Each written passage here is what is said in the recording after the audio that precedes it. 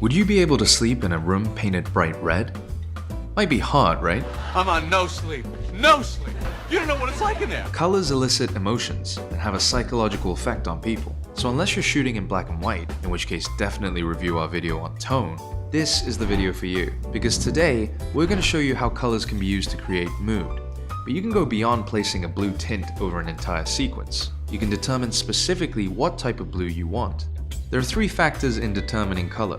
They are hue, which is the color itself, saturation, the intensity of the color, and brightness, how light or dark the color is. With just hue, saturation, and brightness, HSB for short, you can create a complex color scheme rather simply, and go from being just another director to being a true visual artist. First up, hue. Some movies choose an affinity of hue, utilizing a monochromatic color scheme. Those are just fancy ways of saying that a movie is mostly one color, or neighboring colors on a color wheel, also known as analogous colors. The Matrix is a classic example of a movie that mostly uses one color. That color? Green. Why? Well, the movie takes place inside of a digital matrix, and we associate green with code. Plus, the green in the Matrix has a certain sickly quality to it, reflecting the overall state of affairs in that world. Welcome to the desert of the real. Next up is the S in HSB, saturation. This movie used a post-production process called bleach bypass, which has a deeply desaturating effect. The color is drained out of these images. It gives the world of the movie a cold, raw, gritty sort of look.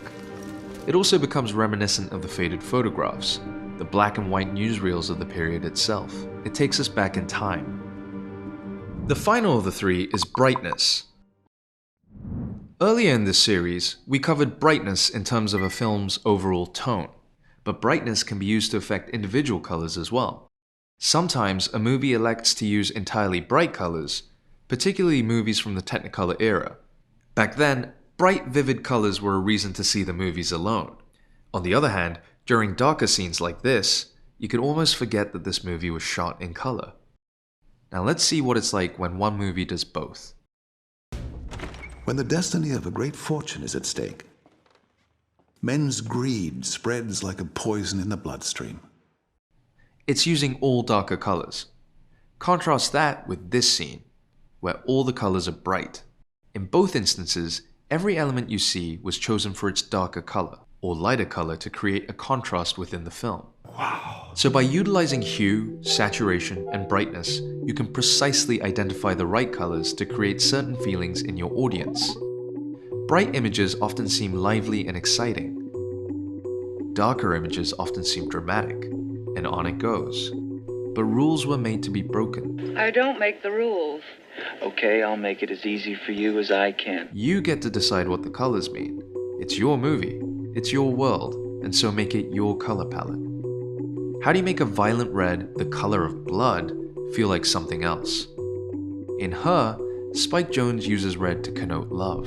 He does it by associating the color with the lead, Theodore, as he searches for love and ultimately finds it in his operating system. Hello, I'm here.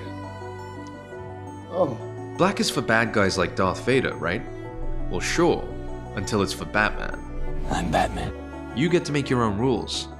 Look at how Wes Anderson uses saturated colors to make otherwise mundane scenes about a family pop almost like a comic book, while actual comic book films ground their high-concept plots in gritty, realistic tones. With the wealth of options post-production now provides, it's easier than ever to control the color palette.